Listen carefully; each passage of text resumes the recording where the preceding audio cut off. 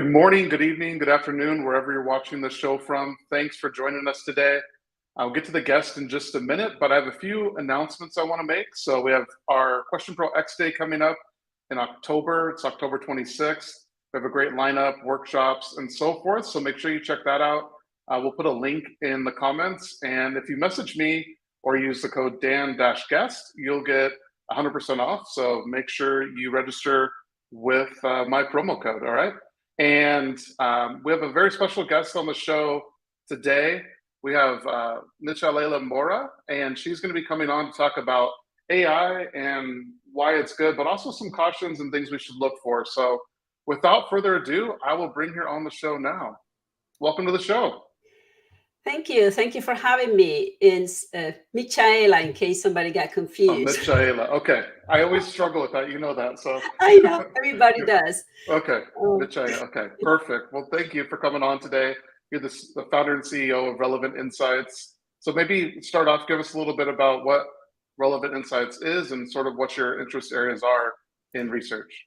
Yeah, so Relevant Insights, we have been in business for 16 years. We are a full service research agency working at the intersection of market research and UX research, doing both qualitative, quantitative, and research, just trying to help clients to make good decisions. Essentially, that has been my whole. I have been in research for more the time than that, so I don't want to date myself. But it's about providing insights to support decision making, essentially, for business. It doesn't matter if it's market research or UX research. That's the role of research, essentially. Yeah, no, I know that you do it all. So I know we've had conversations in the past about your wide breadth of experience. So that's super interesting. I know today we want to talk about, I think, what everyone's talking about in the industry right now, generative AI, ChatGPT. And really, I wanted to have you on because you provide some good counterpoints, I think some good balance. I know myself, I get excited about all the possibilities and what it can do and getting it into the Question Pro platform. But I know you're kind of not against it, but you say, hey, hold on a second here. So maybe talk a little bit about that, and then just some potential challenges that you foresee, and like how do we maintain this human connection? And we also have ChatGPT on the back end helping us conduct research. Okay. Yeah, in our effort to increase productivity and lower cost and deliver fast research, we are inserting AI-powered tools in all phases of the research process, from secondary research to discussion guides and survey design, data collection, data synthesis and analysis, and reporting. And AI can really augment our capabilities in certain stages. I think it's great for secondary research. It can speed up certain types of data summary. However, it seems there is a rush to not just augment capabilities, but to replace researchers in the stages where we have traditionally relied on our capacity for empathy in human interactions, right? We have been adopting remote asynchronous modes of research for years, in which we will chat with participants and never talk to them or see them.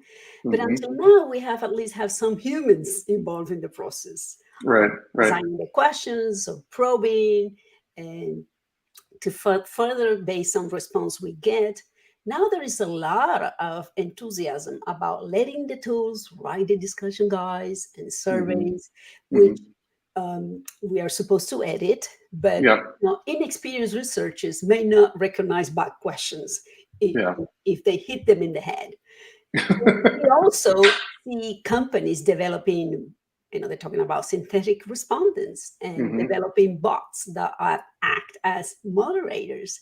And if we remove moderators, for example, and rely on bots to run interviews and focus groups, there is the potential loss of empathy and emotional connection. That's a great point. Yeah. We know that, for example, in online qualitative research, we lose some of the human touch and emotional connection that comes from face-to-face interactions. Yeah. And the level of interaction and energy is different, and we can't observe body language in the same way. We all experienced it during the pandemic.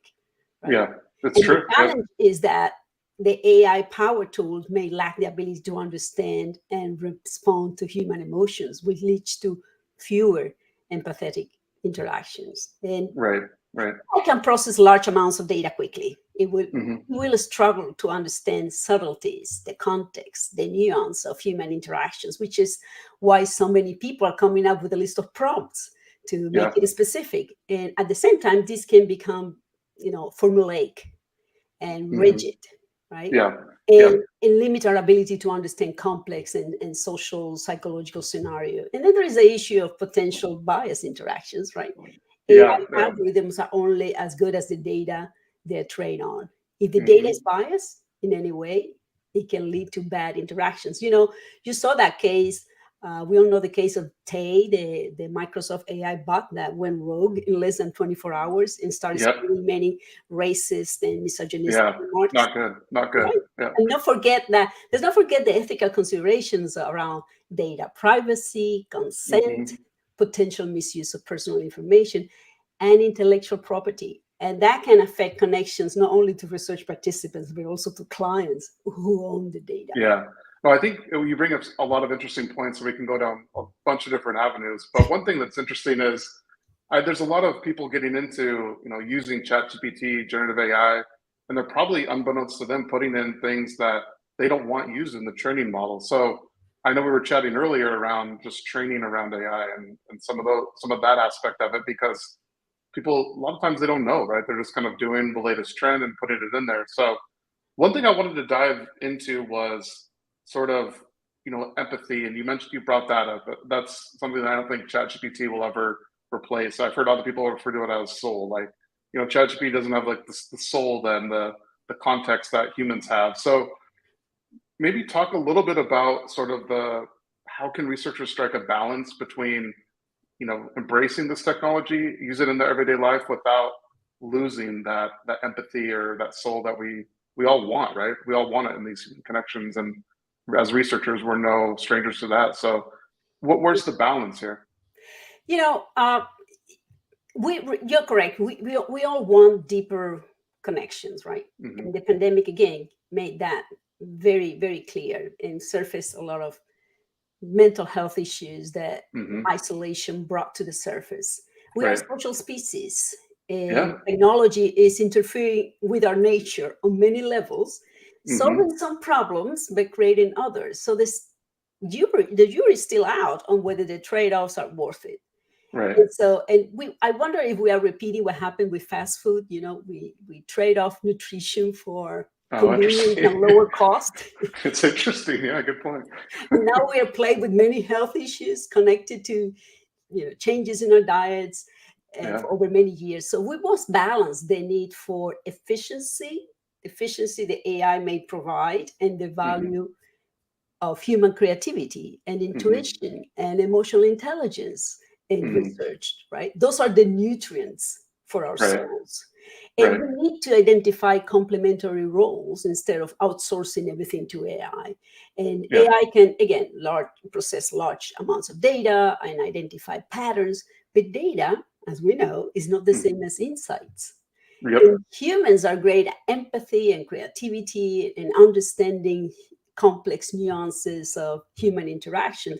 So we need to recognize the limitation of both. We can use AI to streamline processes, but this means removing humans Hmm. and making the process less meaningful for other humans. Hmm. Then the fact that it can be done, it doesn't mean that it should be done, right? Yeah, that's a good point, right? Because human collaboration still our secret power for survival. Right. And, Right. if you just think at a simple term, we don't have to go very complex in advance. Hmm. Just Hmm. think of customer service as a Yep. simple example. You know, Yep. I do both.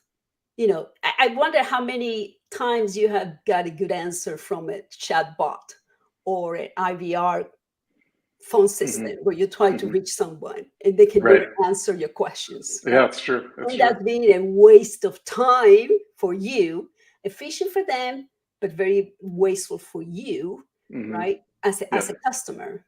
And Yep. I do, like I said, I do qualitative and quantitative research. And as a qualitative researcher, I moderate focus group. So a recent project, I used a facility provider that also did the participant recruitment. And the only way to communicate with the recruitment side of the business was via email. Oh, wow. That's interesting. So not even the facility had a Yeah. phone number for the recruiters, and they supposedly are from the same company. So if you go to the website, there's no phone number to be found. Wow. And so we had an emergency situation, like it always happens in this type of project. It's typical in those projects, right? Like something always happens, yeah, for sure. And it actually was a common thing, but still. And we needed to substitute some participants. And we had less than 24 hours until the session. So we were panicking. Yeah, for sure. We couldn't find some participants. We needed to change them. But the setup of the criteria was a little complicated. So discussing the problem on the phone was faster than writing writing in an email, because it was a complicated setup. And I have to send repeated emails asking for a phone number, and nobody responded. I have to really push the facility to get someone high up to contact me. And somehow my screens reached the top, and suddenly I got a phone number, and the following emails started to show a phone number in the signature. There was no there before. Oh, interesting. Huh. They were not there before. So they made it very efficient for them to avoid the cost of phone calls, but not for me as a client. Yeah. I think it's interesting, though, because in that case, I would say that emails were actually less efficient, right? Because if you just had a phone number, you probably could have settled it in, 5-10 minutes. But the amount of time you had to spend, they had to spend reading emails. And I've noticed this even on, when we use Slack internally, and we, Slack back and forth, and finally it's like, why don't we just jump on a call? So it's like going back to like the old methods, in quotes here, but honestly, it helps out a lot of the time. Sure, it's great, and a lot of things can be handled over email or Slack, but having that human connection and chatting and hearing voices and just hashing it out definitely goes, a long way. It's idea augmentation or replacement. So, okay, we can solve certain type of questions and problems via email or a chat box, but you cannot exclude a full channel just because you cannot foresee all the potential more advanced and complicated situations that can come up. The clients still need to call, and rarely, if I really need to call, it's because it's something that I know is not going to happen via email or chat. Or I try to avoid calling, actually, but you have to give me the option. It's true. That's true. And I prefer to work with partners with who I can make a human connection, and who are there for when I need them.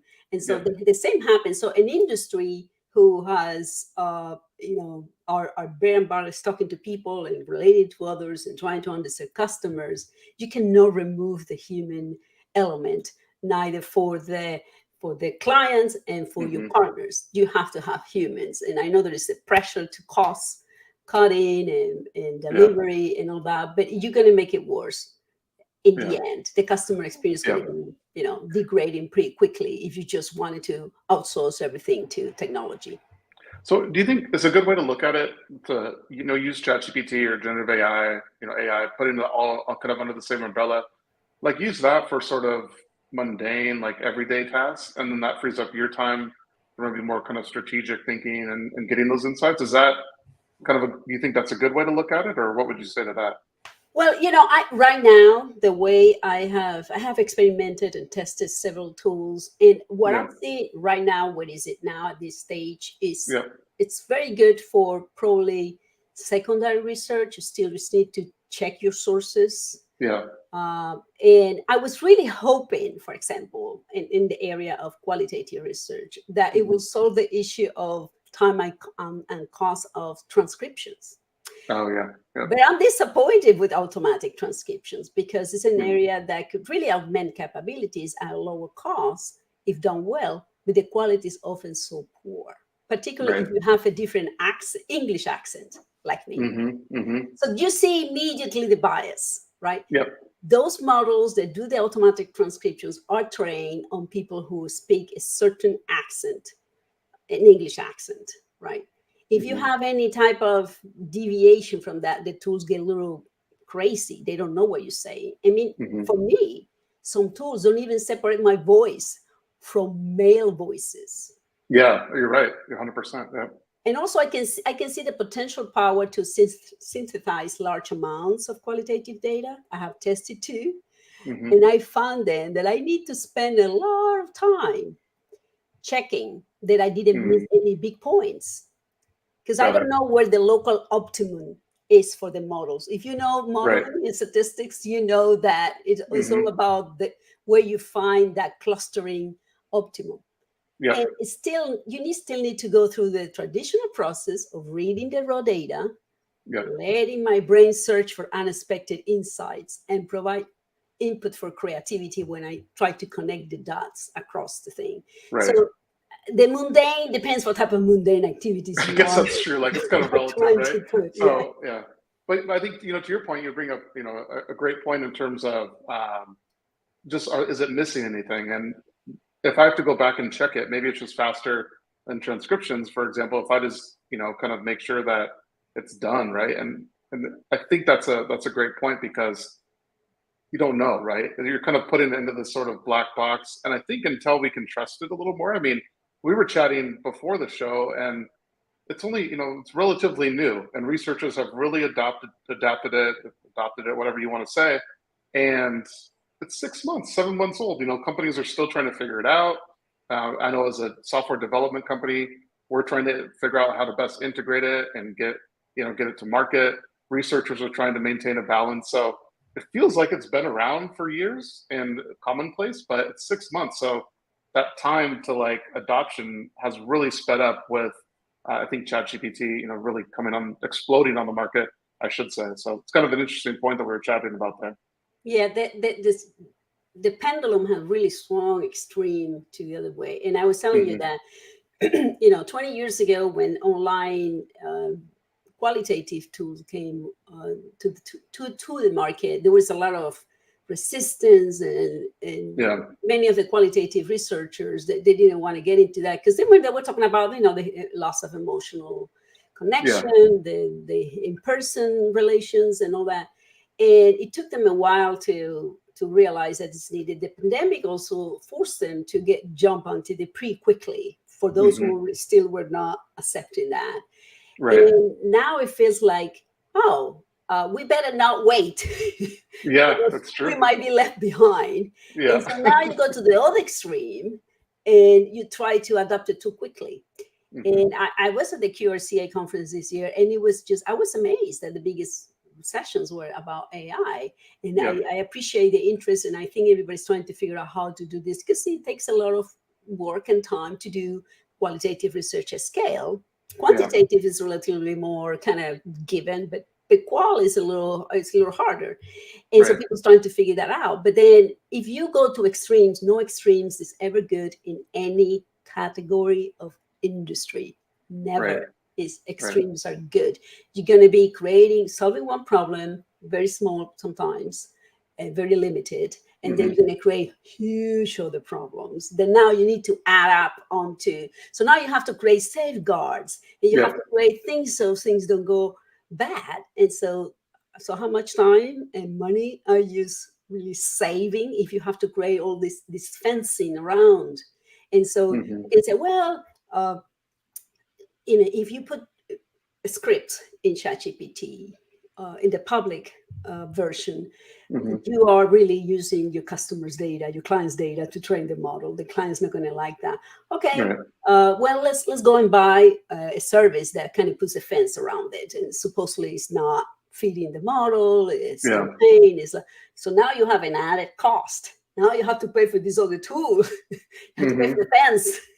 Yeah, it's true. It's true. So instead of increasing efficiency, you're actually decreasing it and increasing costs instead of decreasing costs. So you have the inverse relationship there. So and you have the same thing, like for sample, right? The sample, programmatic sample, everything got expanded, and now you have to spend time in calling fraud.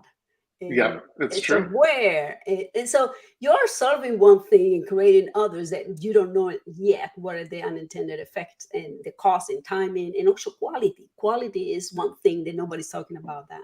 Yeah, it's so true. It's so true. So we've mentioned some concerns. Now, let me know, like, what areas are you excited about, like the possibility of AI? I mean, maybe look forward, like, a year, 2 years in the future. What areas are you like kind of interested in, or do you have your eye on it? I know you mentioned, qualitative and maybe some advancements there. So is that the area you're kind of most interested in, or what would you say? I think that's where there is a lot of I think in terms of optimization, there is Hmm. a lot of that because in the quantitative side, you still there is a lot many modeling. There's always been part of that when we start talking about big data. Hmm. There is a lot of tools already doing that. I mean, Yeah. the AI models they are now being explored. It's more the language-based models, right? So those are the Hmm. ones where there is a potential. The all the other those models are probabilistic models. So there's Right. modeling behind many of the quantitative studies that we do too, right? And that you need that, and it's a statistics. You can call it whatever you want, but it's just a statistics. Yeah, for sure. It is. Yep. Yep. And what they call machine learning is just a bunch of algorithms. Algorithms are statistical models. You have a lot of regression models, neural networks, and correlation. You're There's a really lot of you're really statistics you're behind. pulling back the curtain here, aren't you? Yeah, there's no magic. And there is also, it was a recent article in the Atlantic about the dark side of these models, right? Mm, We have the illusion that this model is doing the thing on their own, mhm, right? There is a cottage industry behind all those models, a lot of low pay workers mhm, checking those models and checking the definitions. They're not well paid and they don't have the training. They mhm, don't have a lot of time to really, if you come back and say, this is the concept of a whale, and that person checking, is ChatGPT having the right concept?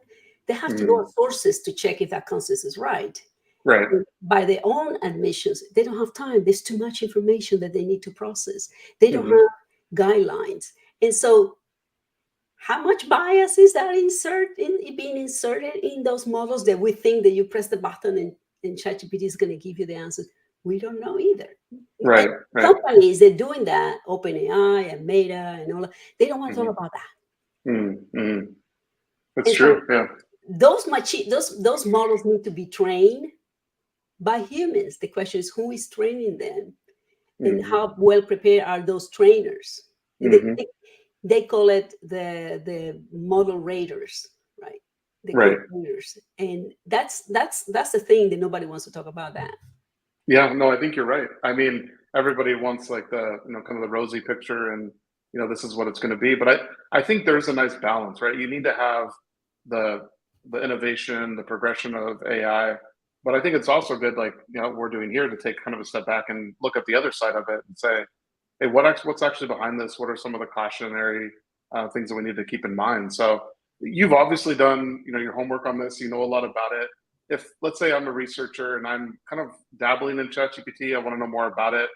What would you recommend as some resources, some training for some of these researchers looking to just find out more about it, both the good and the bad?